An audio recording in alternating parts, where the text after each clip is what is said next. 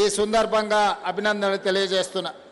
ముఖ్యంగా ఇంత మంచి కార్యక్రమాన్ని ఏర్పాటు చేసి క్రమశిక్షణతో మా ఆడబిడ్డలందరూ వేలాదిగా వచ్చి ఆశీర్వదించి ఈరోజు ఇక్కడ కూర్చున్నందుకు మా సోదరీమణులకు అందరికీ ఈరోజు మనస్ఫూర్తిగా ధన్యవాదాలు తెలియజేస్తున్నా.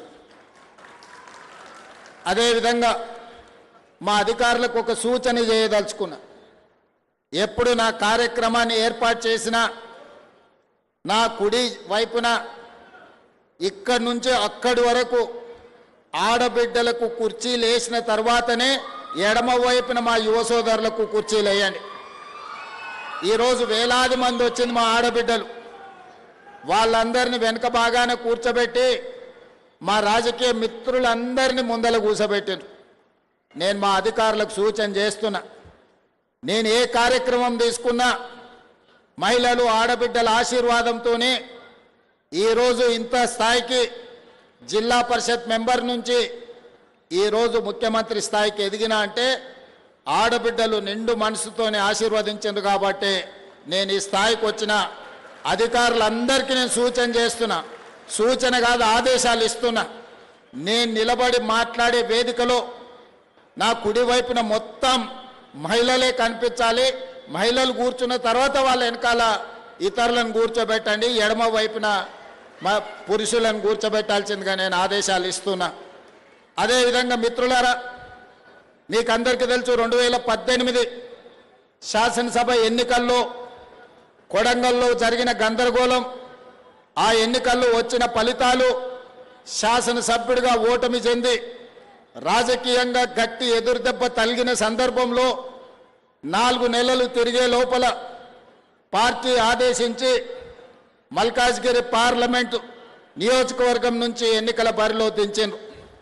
ఆనాడు ఇక్కడ పని చేయడానికి కానీ జెండా పట్టుకోవడానికి కానీ కష్టమైన పరిస్థితులు ఉన్నప్పుడు ఈ ప్రాంతానికి వచ్చి దేశంలోనే అతిపెద్ద పార్లమెంటు నియోజకవర్గమైన మల్కాజ్గిరిలో నామినేషన్ వేస్తే దాదాపుగా 3000 పైచీలకు పోలింగ్ బూతులు ఉంటే తిరగడానికి సమయం లేదు. వాస్తవంగా మన మల్కాజ్గిరి పార్లమెంట్ నియోజకవర్గం ఎంత పెద్దగా ఉందంటే ఎంపీగా 5 సంవత్సరాలు మొత్తం తిరిగినా సరిపోనంత విశాలంగా విస్తరించి ఉన్నది.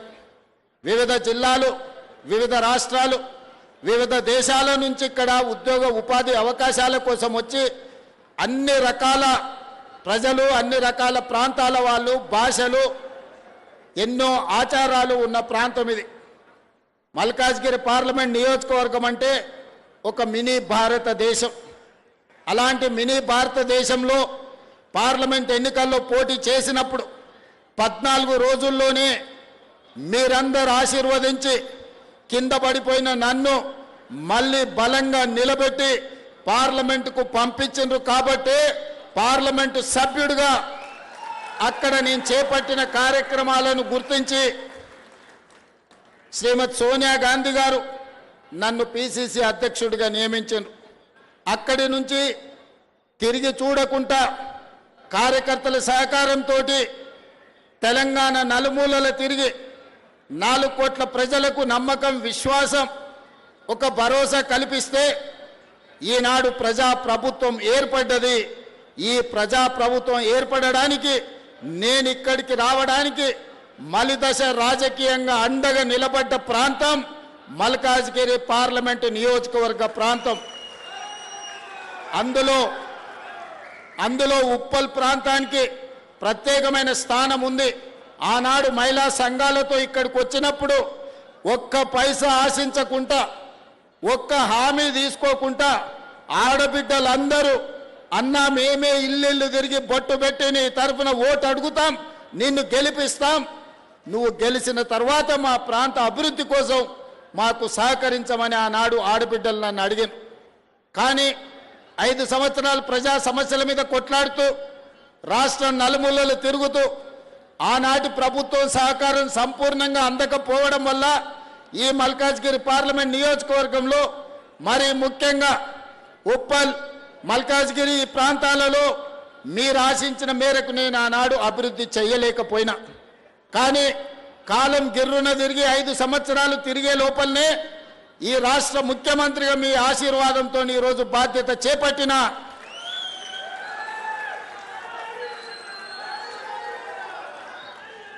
ఆనాడు ఈ ప్రాంతంలో నేను పర్యటించినప్పుడు మేడ్చల్ నియోజకవర్గ ప్రాంతంలో గ్రామ పంచాయతీలు, మున్సిపాలిటీలు, మున్సిపల్ కార్పొరేషన్లు, అదేవిధంగా గ్రేటర్ హైదరాబాద్ మున్సిపల్ కార్పొరేటర్లు 4 రకాల పరిపాలన జరుగుతుండే. అటు హైటెక్ సిటీ వైపు పోతే అక్కడ అదే పరిస్థితి. ఇటువైపు ఉప్పల్ వైపు వచ్చినా, మేడ్చల్ వైపు వచ్చినా, కుత్బుల్లాపూర్ వైపు అయినా ఎక్కడ చూసినా కూడా 4 రకాలుగా పరిపాలన జరుగుతుండే. ఒకరి మధ్యలో ఇంకొకరికి సహకారం సరిగ్గా లేక, సమన్వయం లేక మన ప్రాంతం అభివృద్ధి చెందాలంటే ఇవన్నీ అడ్డంకిగా మారినాయి. కానీ మనం అందరం హైదరాబాద్ నగరం అంటే అంతర్జాతీయ స్థాయి నగరం అని మనం మాట్లాడుకునే వాళ్ళం. కానీ నేను ఆలోచన చేసిన, అంతర్జాతీయ స్థాయి నగరం అని మనం మాట్లాడుకోవడం, చెప్పుకోవడం కాదు, అంతర్జాతీయ స్థాయిలో మౌలిక వసతులు ఏర్పాటు చేసినప్పుడే, అభివృద్ధి చెందినప్పుడే హైదరాబాద్ నగరం అంతర్జాతీయ నగరం అవుతుంది అని ఆలోచన చేసి రాష్ట్రానికే ఒక పాలసీ విజన్ డాక్యుమెంట్ను తీసుకొచ్చినాం.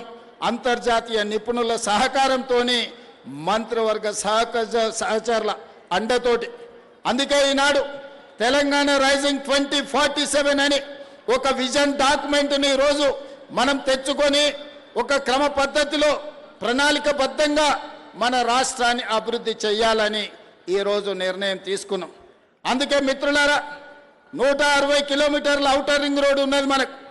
ఔటర్ రింగ్ రోడ్డు లోపలనే 1,34,00,000 మంది వివిధ జిల్లాలు, వివిధ రాష్ట్రాలు, వివిధ దేశాల నుంచి వచ్చి అంతర్జాతీయ కంపెనీలు పెట్టి ఈరోజు ఇక్కడ పరిపాలన జరుగుతున్నది.